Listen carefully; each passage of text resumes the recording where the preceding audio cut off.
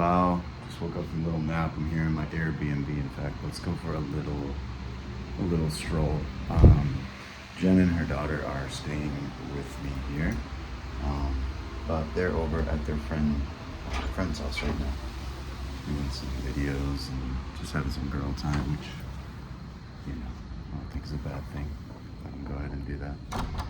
But yeah. Let's go for a little walk. So kind of an update. Had just kind of a quiet day, traveling. I did notice that Jen has been thawing. I called her in the last video the ice queen. And tonight we went to dinner and she's very cold. Not cold, just she's getting more receptive, but she's thawing, type of thing. So I basically told her, I don't want to fight with you, but when we got back to the room, I just said, can I ask you something? And she's like, yeah. I'm like, never mind, I'll just ask you later. She goes, no, go ahead and ask me. I thought, I just don't want to make you mad because I feel like everything I do lately makes you mad. I really want to fix this. But here's the thing. If I know that you're dependent on me for finances, and if the only reason you're keeping me around is because your rent's coming due, well, I'll give you the rent and I'll go and we just cut our losses and go. Otherwise, because if it was me and I knew I needed some money, I'd probably keep some for you. It's just like human nature, right? So I know that's just human nature, right? But I'm just like, listen, unless you really want to make this work, keep trying this, working on our differences and communication. I didn't say all of that, but basically that's what's needed. Hopefully the attitude lessens too, get less attitude from it. But basically said, either way you win. I'll give you the money for rent for your day or for your month, and then I'll head out. You tell me. And otherwise, or if you really do want to make this work, then let's go ahead and do this. And I'll stay.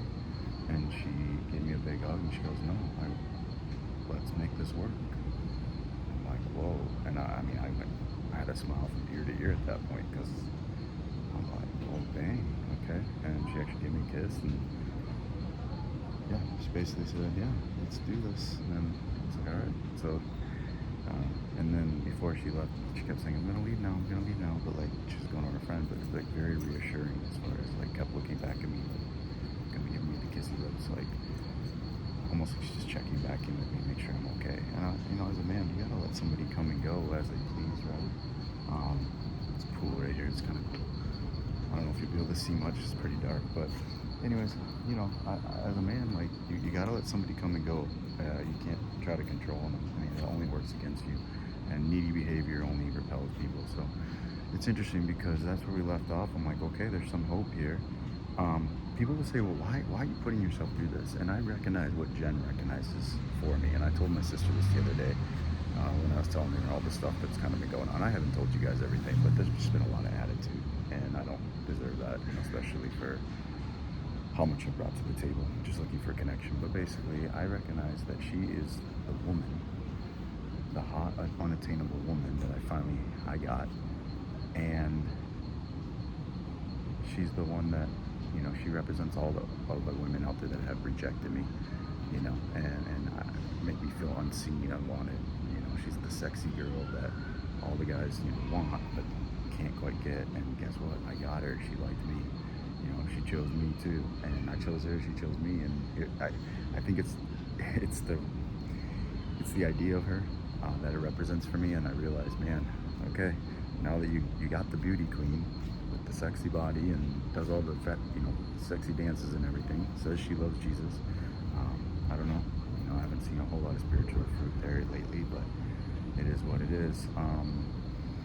I'm just evaluating everything, but I recognize she's like the archetype. She's the one, I'm not sure if I'm using that word right, but she represents all that in my life. And so I'm like, oh wow, so this is what all the hype is. I don't know.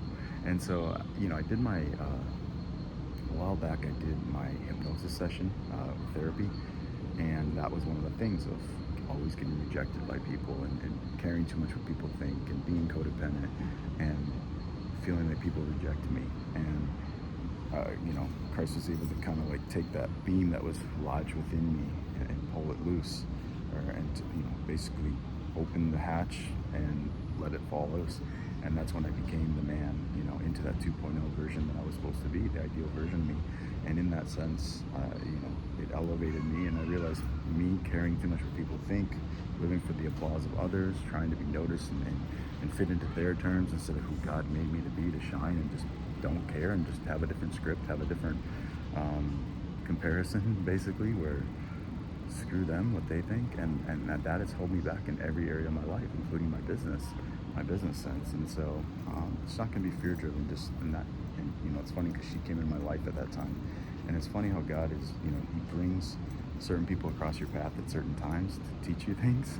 And I don't know, I think she's part of that lesson, and she also represents those people that God is breaking me free. But I do believe there's a woman out there for me. So anyways, all that to say, that's pretty interesting. Oh, and then lastly, how I said that I overslept my flight today? Well, come to find out, got a message saying that the flight had been delayed or actually canceled. So it looks like I might get my money back for that. So that's a win. All right, guys. Well, thanks for listening. Longer one today, but just kind of wanted to give you a little bit of where I'm at right now. Talk to you tomorrow.